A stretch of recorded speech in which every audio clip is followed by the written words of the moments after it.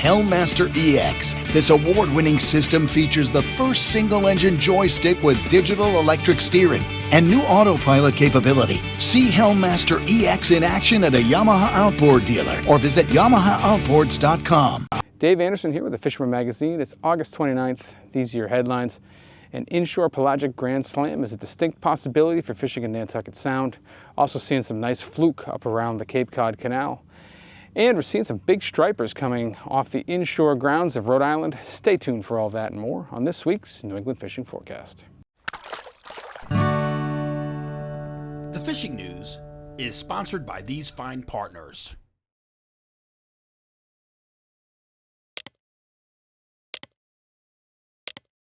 Before we begin, we've got a few news items for you guys. The first one is I want to put you guys on notice. Anyone fishing in Rhode Island waters, Orsted will be conducting what they're calling boulder relocation surveys. These are going to start 5 miles south of or southwest of Saconnet Point, and they're going to culminate all the way up inside the bay. They're going to go from that point all the way up to Jamestown. They're going to take a turn at Beaver Tail. They're going to go right up under the bridge, and they're going to keep on going. Now what they're going to do is they're going to kind of drive along, dragging grappling hooks on the bottom, and when they find boulders, they're going to move them. As a fisherman, I am not pleased about this for multiple reasons, but the two biggest ones are, first of all, it's going to make the water really dirty right in the heart of albie season, which is never going to be a good thing. And also, they're going to be moving boulders, which means, some really well-known spots or some of your secret spots may be gone forever. I don't know exactly what they're going to do. I don't know if they're going to pull the boulders up, if they're going to pulverize them, if they're going to just move them. If they're moving them, hey, it might create some new spots. But, outside of that, it's going to be noisy, it's going to be silty. And the other thing is, when they find a boulder that they have to move, they're going to bring some kind of a barge in there. It's going to have cables coming off of all the corners. Those can be up to 1,000 feet in length, and that means you have to stay far, far away from these operations when they happen. So I just want to let you guys know these are going to begin on August 31st. They're going to go at least through the end of September, although I think we all know they're going to go longer than that because all these projects always take longer than they're supposed to. So I want to let you guys know about that. Guys fishing in Massachusetts need to know that sea bass season, for some reason, we do this every year, closes on September 3rd. Right at the beginning of what I would consider to be the best sea bass fishing of the year. I don't know why Massachusetts does this, but you've got your Labor Day weekend fishing to cash in on some great sea bass fishing, and after that, you're going to have to hang up the rods till next year or start fishing Rhode Island waters. So I want to let you guys know about that. Next thing, I want to check in with my counterpart, Dale Nicholson, who sat down with Captain Greg DeBrule from the Black Hawk and talked with him about all of the fish tagging that they do on their boat. Hi folks, Dale Nicholson from the Fisherman magazine. I'm here with my good friend Greg DeBrule from the Black Hawk. He's going to teach us a little bit about tagging fish. I used to run a big tag fishing tournament for Mitchell Reels, America Outdoors. We've tagged literally tens of thousands of fish, everything, striped bass, bluefish, flounder, fluke, and I did it for a good number of years. I'm on a mission to tag a lot of our fish that we see on the Black Hawk here, just for our own information and to follow these fish. It's really interesting. We tagged quite a few sea bass on the southwest corner of Cox's Ledge last fall, and son of a gun if they didn't get caught in Hudson Canyon in 50 fathom water by a couple of draggers. There was 3 or 4 fish returned from there. We just got a fish return today from one of the Montauk head boats that we tagged, and he caught it on West Ground, northwest of Block Island, and that was just today. Now these all sea bass, Greg, or this was sea bass. The fish I'm talking about right now are sea bass. Yeah. Well, we've tagged quite a few other fish that we've seen returns on too. Yeah. But these are the tags. They're made by the Floyd Tag Company. And on it, it's got a tag number, and it's got the Black Hawk website and a tag number, and it says reward. So what's the reward? Usually we give people a free fishing trip on the boat or a family or whatever. With the draggers, one guy was from Virginia, and he caught not 1 but 2 of the fish.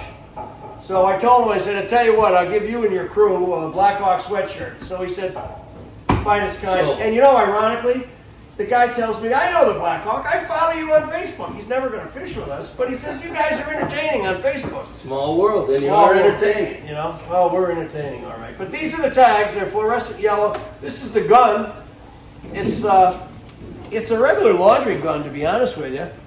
And like I said, this thing's tagged a few thousand fish. I think we tagged, Brad is my man in charge. Come on over here, Brad. You got to come over here for a minute, because you do so much of it. Sit down here for a minute. This is Brad. He works in the galley and he does all the tagging. And what did you tag this year? About 350 fish so far, you said? About 190 this year and 170 last year. There you go.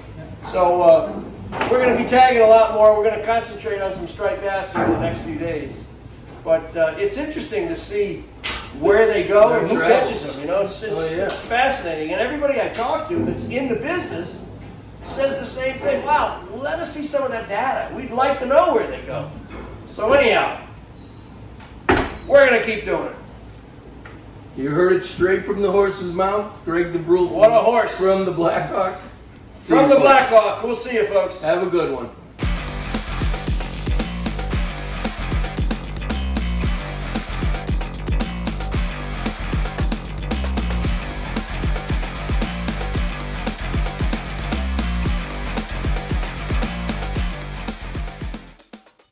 And now we're going to check in with Jenni Ackerman. We're going to look at her latest installment of Open Boat. Hey everyone, welcome to the final episode of your burning questions answered with Open Boat.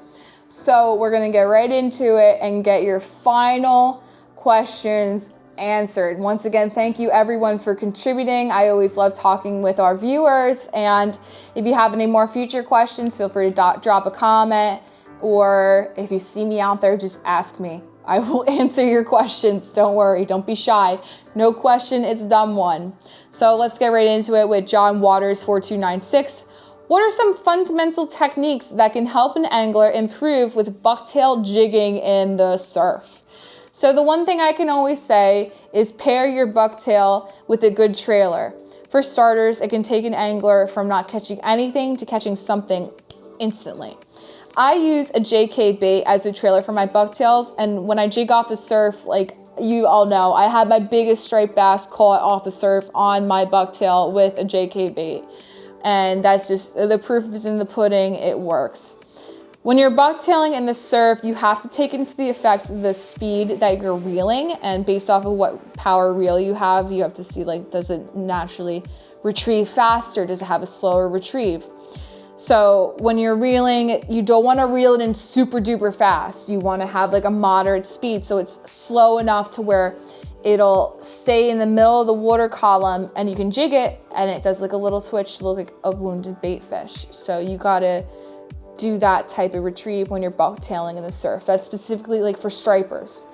If you were trying to catch bluefish on a bucktail jig, you do that. Sometimes I like my retrieve a little bit faster because bluefish will just run and run and run and hit anything in their line of sight, like psychos.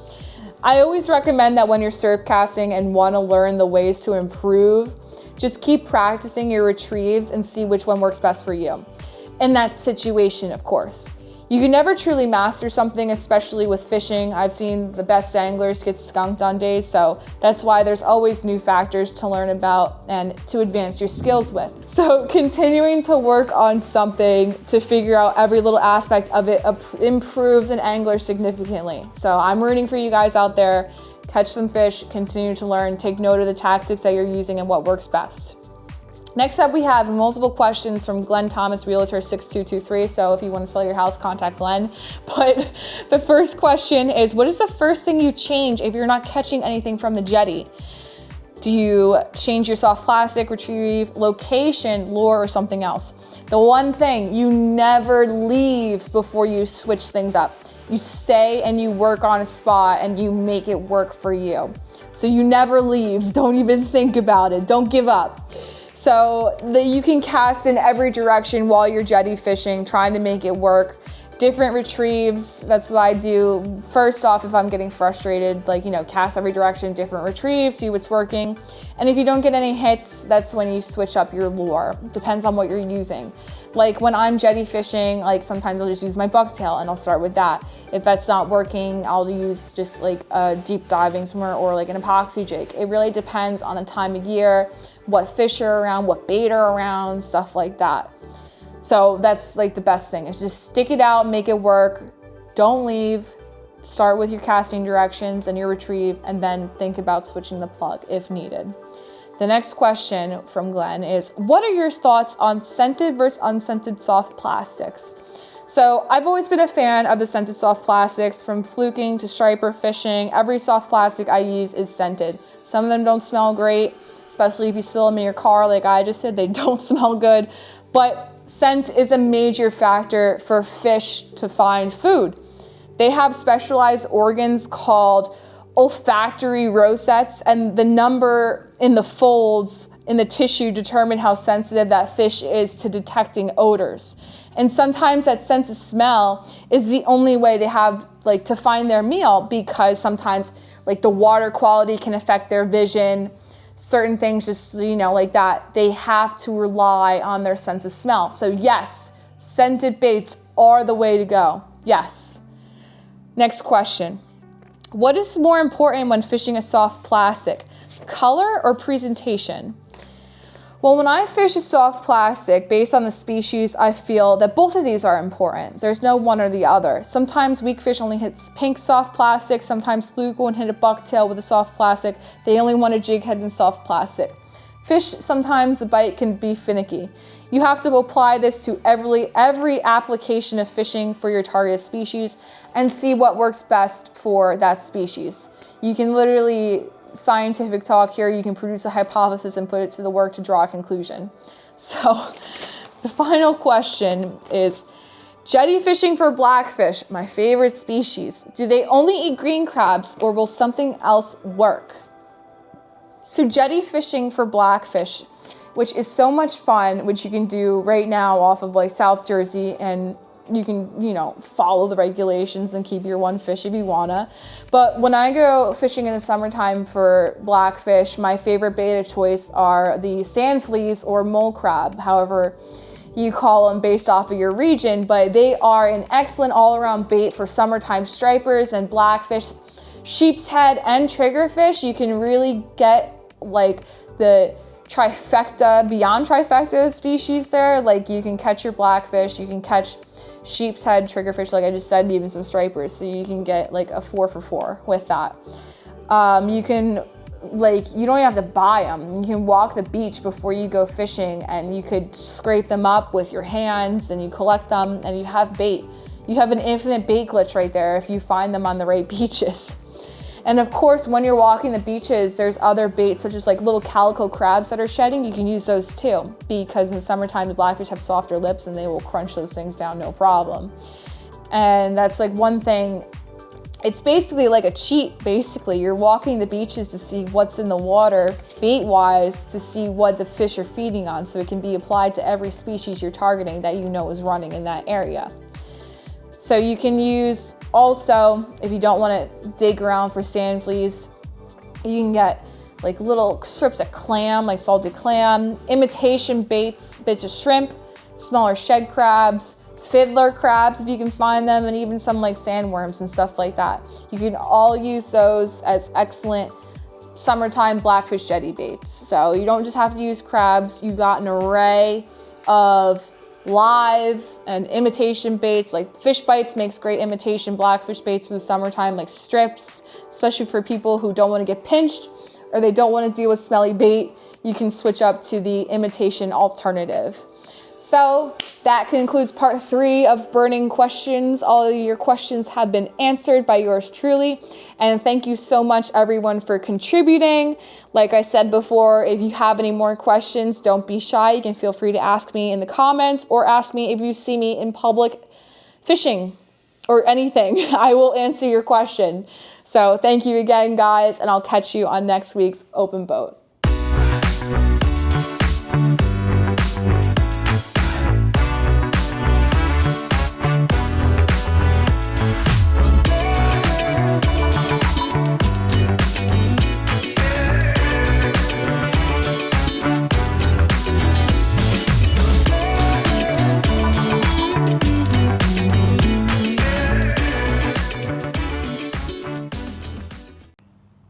And the last thing, of course, is the giveaway, which is ongoing. We're seeing lots of photos this time around. It's just been a steady stream, which I love to see. Giving away a glide bait made by me. It's a nice wooden glide in sort of a bunker pattern. And it's great for a lot of species. It's great for striped bass. I've had guys catch tuna on it. I think you could even use it in freshwater. So it's a versatile bait, and it's good for the boat, kayak, or shore.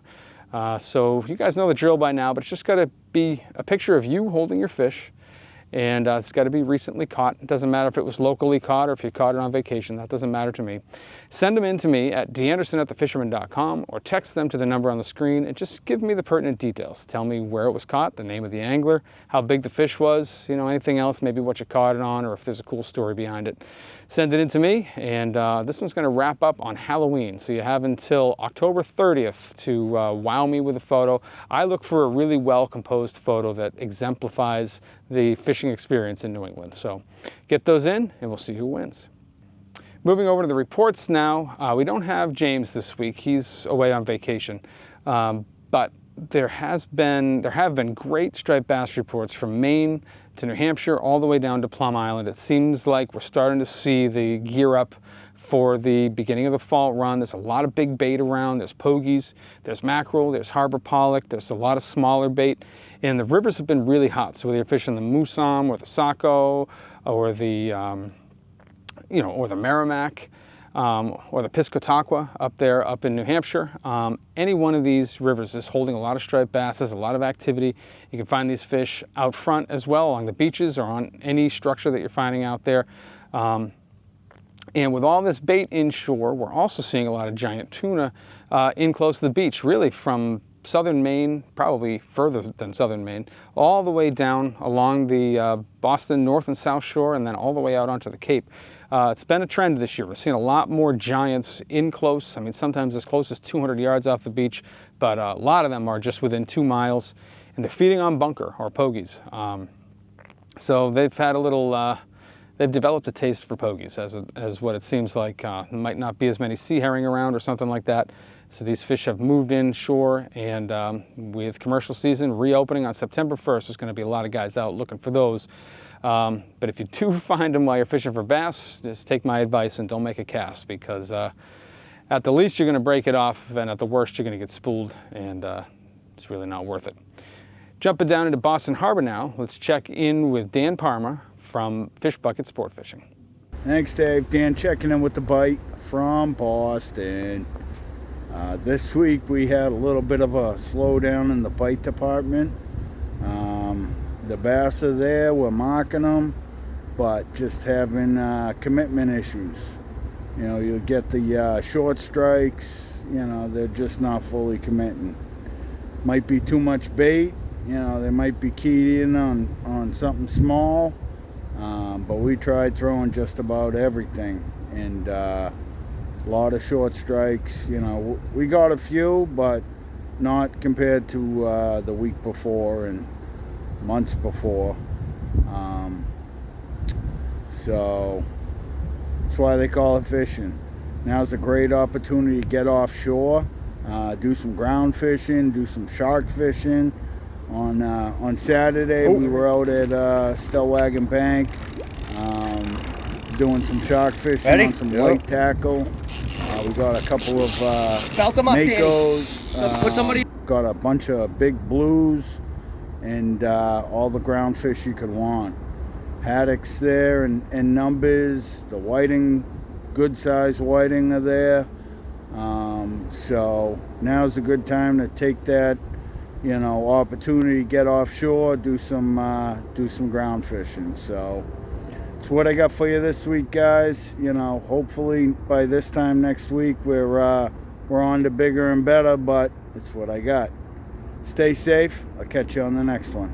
Heading down along the South Shore, we have been hearing sort of a resurgence of striped bass along this stretch of coast, from like Peggotty Beach down to Egypt Beach, the cliffs, even heading all the way down to Manamay in Plymouth. The striped bass action along the beaches has really picked up, and the boat guys have been really doing well. They're fishing around bunker schools or pogie schools. they are likely to find some of those giant tuna swimming around. They're also finding some large bluefish in the area as well. So that's been a really great thing to see. We're starting to see sort of these fish coming back together out there. Surf guys are cashing in, and all in all, it's looking really good along that stretch of beach. As we cross over the canal, things thin out a little bit striper-wise. Still seeing some fish up on the flats, like Brewster Flats. Most of these fish are on the smaller side, but it's a fun way to catch them. And there's been a few pods of some larger fish, from the canal out to Sandwich, like maybe up to Barnstable Harbor in that area. But those fish are much more scattered and require a lot more walking to find. Most of those fish are being caught from the beach. Tuna-wise, the further or the closer you get to P-Town, the more diverse the spread of sizes is. So they are finding some wreck-size fish more out toward P-Town and, kind of rounding P-Town and heading east from there. The tuna bite has been, like I said, a little more diverse, maybe not as robust as what people might expect at this time of the year, but overall has been decent. And then I've talked to a few guys that have made some canyon runs out to Hydro and some of the other ones. And guys are finding tilefish, they're finding swordfish. We've seen some yellowfin tuna. We've obviously seen some bluefin. There's been some mahi on the floating structure. By most accounts, it's been worth the trip. So that's one thing you guys can do. It looks like weather might get a little iffy again going into the beginning of September, but next time we get a good stretch of days, if you're the offshore type, you may want to make a run. Coming back into in sight of land here. I had a friend that made a trip out to the Nantucket Shoals, did very well on fluke. They didn't get any shoals, legendary monsters, but they had fish in the 5 to 8 pound class. They had a bunch of nice sea bass, and it was well worth the trip. Coming in a little closer, down back to Monomoy, a lot of striped bass activity there, just like there has been pretty much all summer. And there's been some decent bluefish, and we're starting to see some mixing now with the bonito and albies moving over into that area. If you want to hunt for hardtails, your best bet is to fish basically from Bass River out to Hyannis. That seems to be the hot zone right now. It's a moving target. Things are going to spread out. We're going to see more fish moving in. But that has definitely been the best zone for albies. There's been some bonito mixed in. There's been some Spanish Max mixed in, and that's where I was talking about in the intro. You have a shot at an inshore pelagic Grand Slam. If you want to read a little bit more about that, grab your August issue and check out Jamie Golden's article all about little nuances for targeting each species, and just a little bit about the satisfaction of actually pulling it off. Pretty good read. As we head further west, the albie bite seems to peter out a little bit. I had a couple friends that fished that area and actually struck out. But as you get closer to Knobscope, we start to see more bonito mixing back in, and with the way the albie bite just tends to move, I think it's more than possible. I might even say it's likely that by the time I record my next video, there's going to be albies all through that entire region. So I'm kind of picking that spot as a place that's ready to pop. So definitely keep an eye on that. There's been some big albies in the mix. I heard a fish up to 18 pounds. The biggest one was actually caught off the beach on the south side of the vineyard. So we are seeing some albies along the south side of the vineyard as well. Moving up to the Elizabeths, there's been good striped bass action all along there from Cuddy all the way up to Woods Hole. Guys are getting it done on Cuddy Hunk from the surf, or the boat guys have been doing really well all along the island. So definitely keep your eyes on that.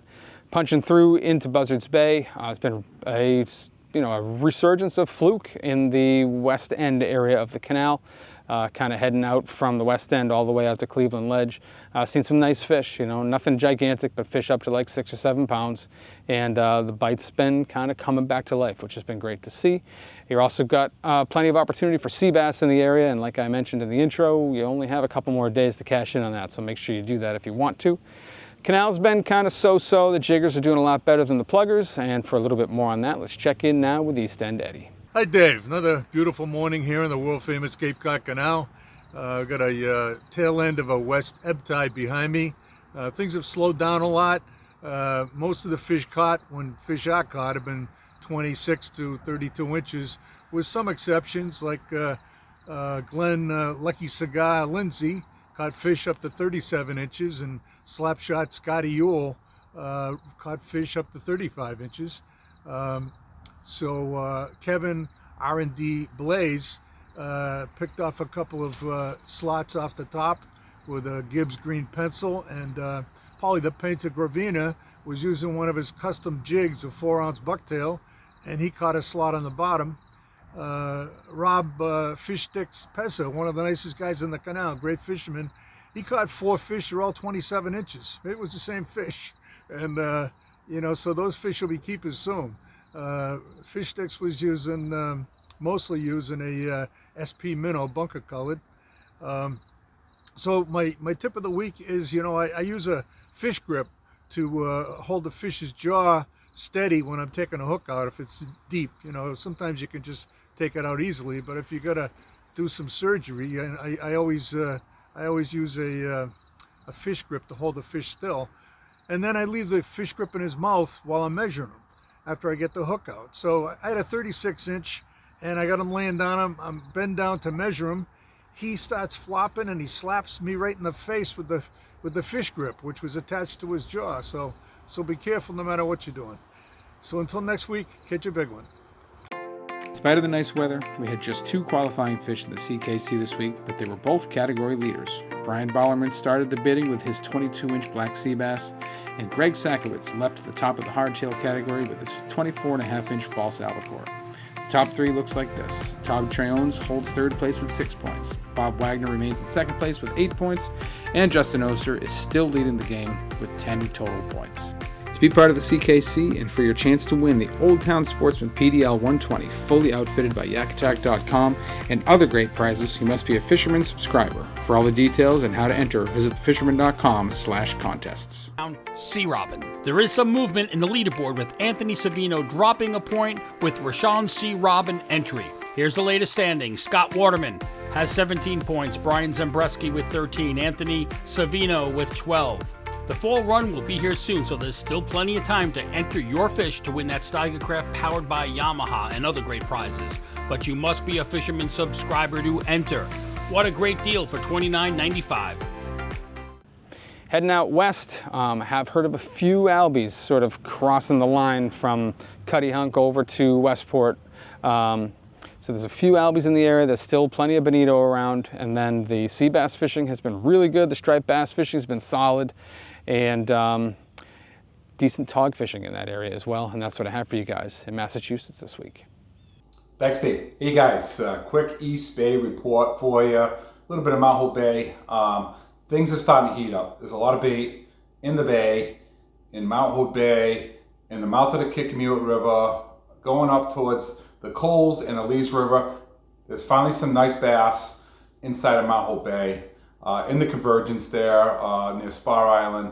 I mean, they're not big bass, but bass are bass, and there's a lot of birds working out there. Once you get into Narragansett Bay a little bit more towards Bristol Harbor and out along Papa Squash Point on the other side of Hog Island, there's bluefish. We got a lot of bluefish roaming around right now in the bay. They're not big, they're small. They're great to catch if you're on a boat. I didn't see many spots or hear about any spots that were particularly good for shore fishermen to get in on that bite. They've been hanging out in that 19 to like 35 foot of water depth range.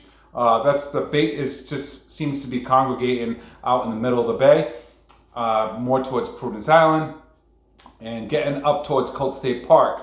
There are some opportunities at night to get some bass up in the Warren and Barrington rivers. I got a good report from my friend Chris, who was up there fishing Monday night, and he said he was in on the stripers underneath the bridges.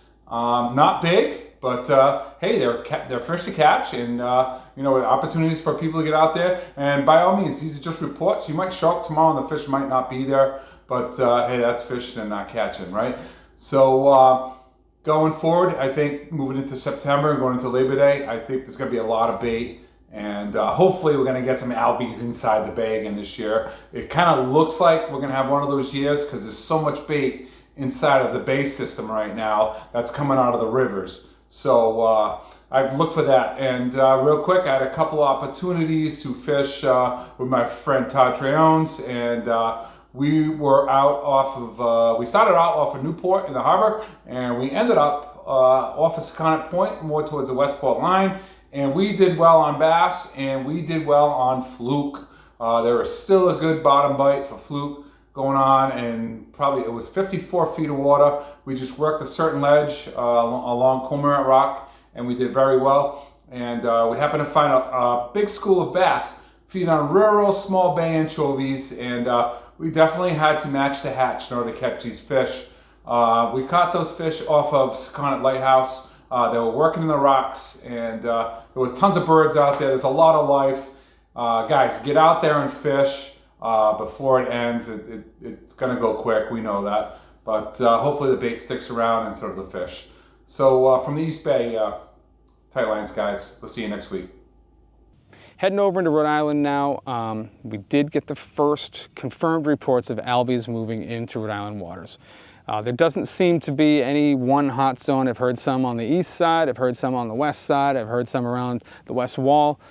So it's just sort of dribs and drabs right now. But as we were just talking about, the way the albie bite tends to move, I think we may be, fully aflame by the time we record our next video. So definitely keep your eyes on the water there. There's bonito around. There are tons of chub mackerel around, if that's your thing. And overall, the funny fish movement is well entrenched and ready to blow open here as well. Another thing that's been happening is we're seeing a lot of really nice striped bass in the Newport Jamestown area. Now, we've talked about this all summer, but it's gotten even better over the last 7 days. We're seeing fish from 20 to 40 pounds. They're stacked pretty heavily on structure. And there's been a lot of different ways that guys have scored. We've heard of guys getting them on top water, throwing things like the dock. We've heard of guys doing it with big paddle tails like an NLBN or another long soft plastic, maybe like a GT eel or something like that. But the three best ways to get it done have been snapping wire, throwing live eels in low light situations, and the front runner by far has been trolling the tube and worm. So if you're finding these fish, they're usually in 15 to 30 feet of water. They're piled up. Just go kind of do your circles with the tube and worm, and there's a good chance you're going to hook up. For a little bit more on things happening inside Narragansett Bay and a little bit about Block Island too, let's check in now with Jeff Sullivan. I have a report from Block Island this week. I actually just got back in from Block. It was an incredible trip. We got too many big bass to count. That's a good problem to have. All my fingers are completely numb, which is great. We were getting them on the bucktails. Bucktails and eels, the usual, man, it was incredible. I wanted to do some sharking too. I wanted to play with the taxman. It wasn't as sharky as I've been hearing, but there are sharks, so you just got to be careful out there if you're going out there to play with the taxman. Just be sure you have all your gear straight, your safety equipment, everything is in line. You just keep your arms and feet and your extremities inside the vehicle at all times, because these sharks are pissed. I counted a minute and I was tight on a shark before we left. I threw a whole wide bluefish out there, and it got picked up quick. So I'm actually surprised we didn't get sharked when we were getting the big bass, which was nice. But yeah, if you're out there for sea bass, there's a bunch of sea bass. There's a bunch of big bluefish. We were getting those up to 15 pounds.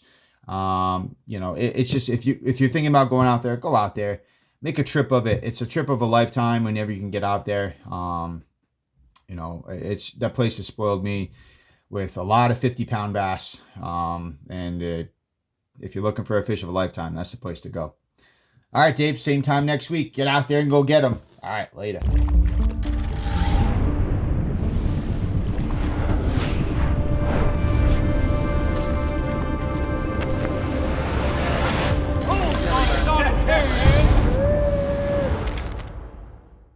Heading down toward Point Judith, let's check in now with Captain John Lee from JL Charters.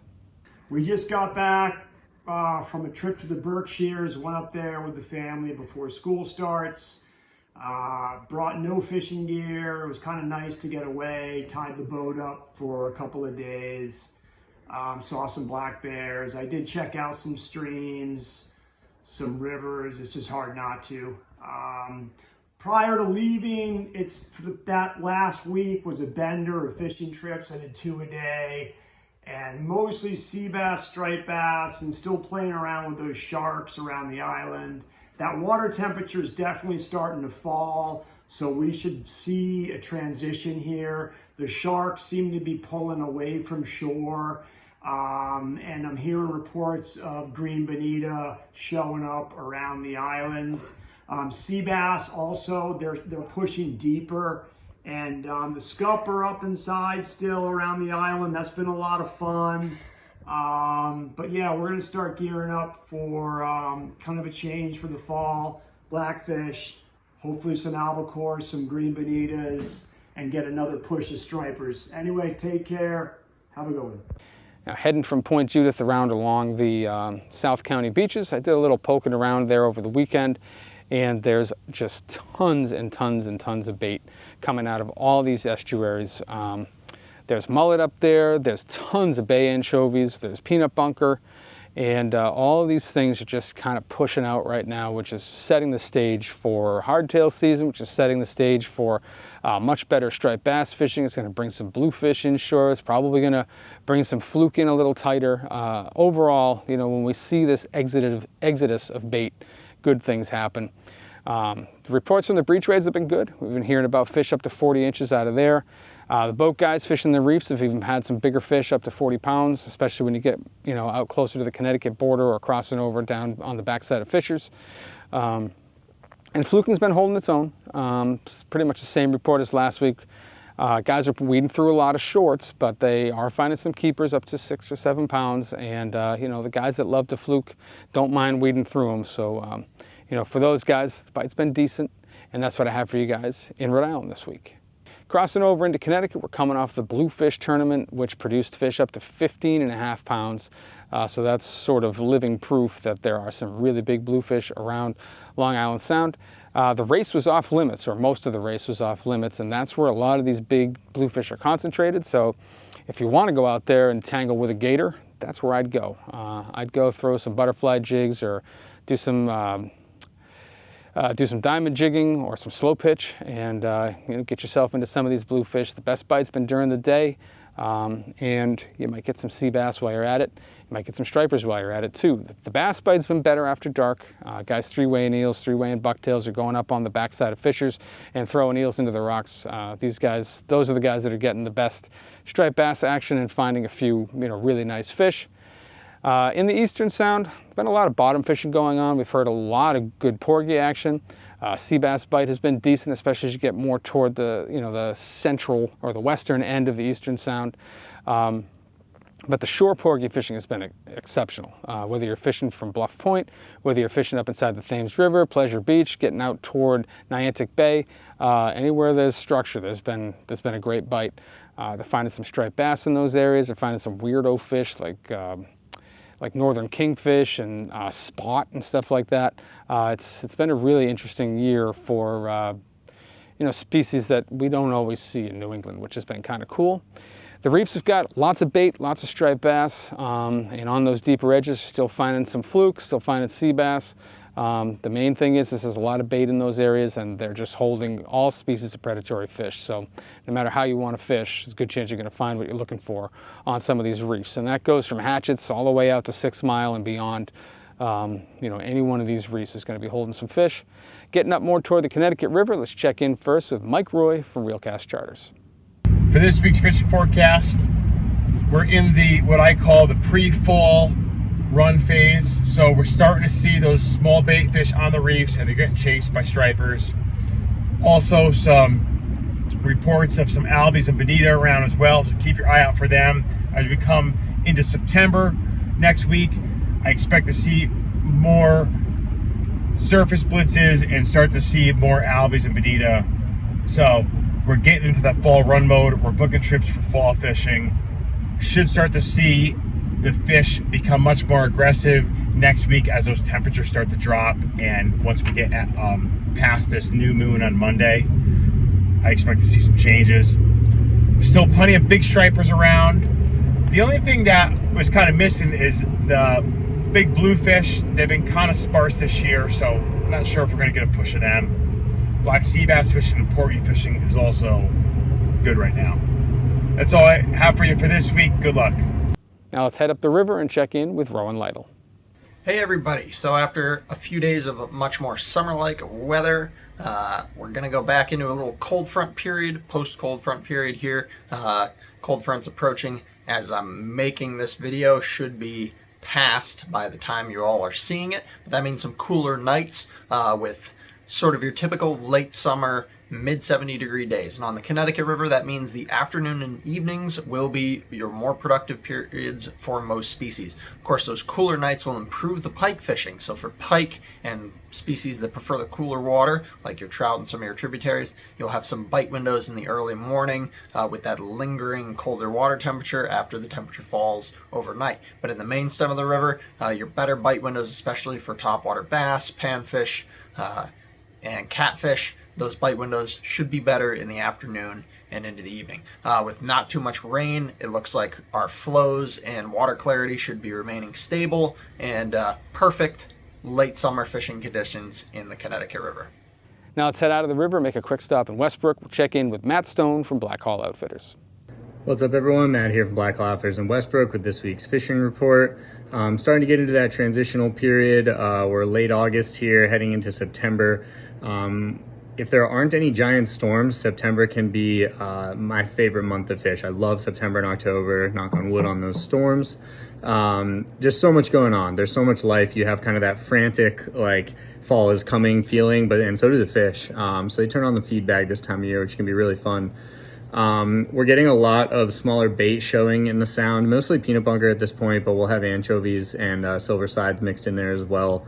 Kind of that fuel on the fall run fire starting to show as they get dumped out.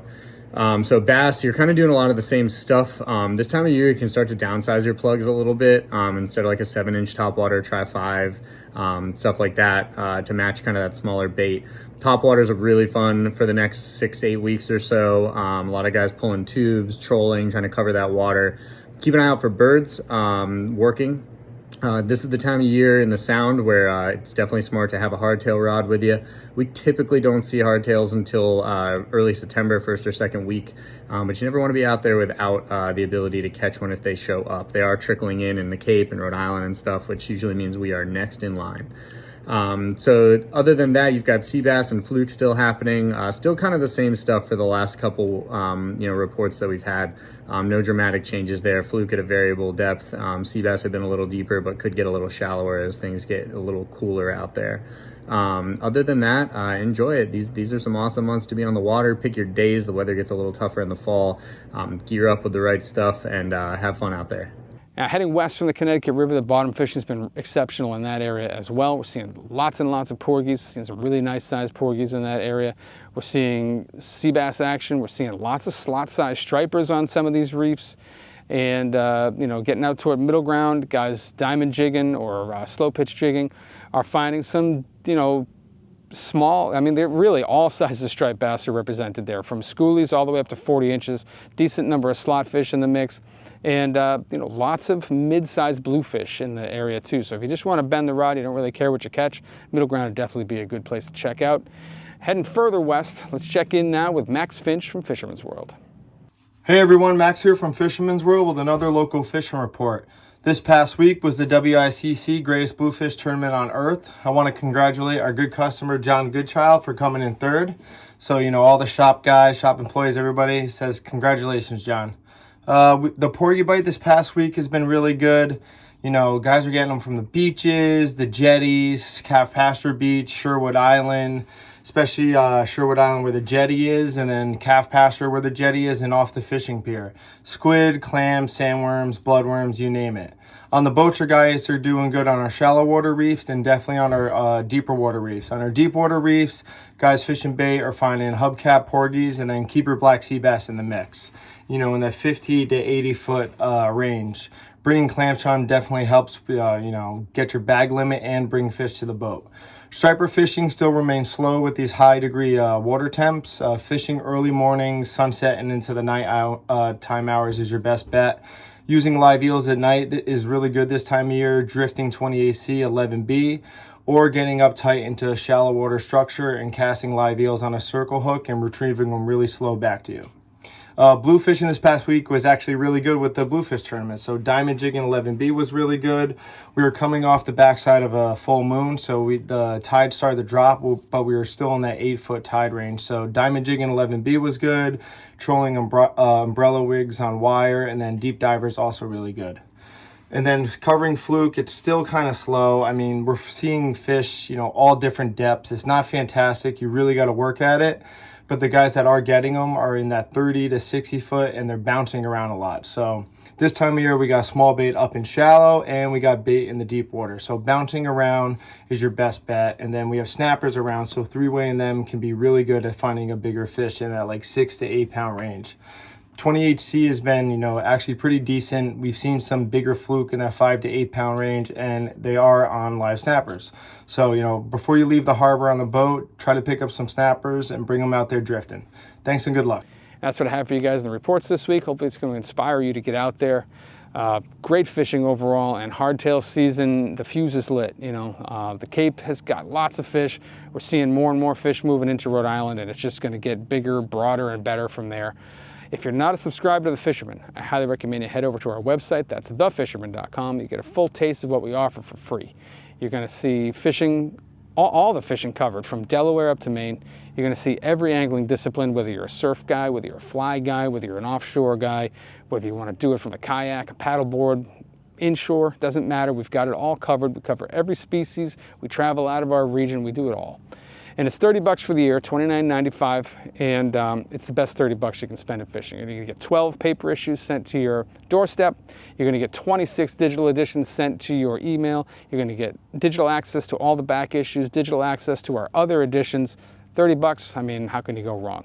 But if you're still not interested after you check that out, at the very least, give us a like and subscribe here on YouTube and hit that little bell thing there so you get a notification every time we post something new. I appreciate you guys for watching, and we'll see you next week.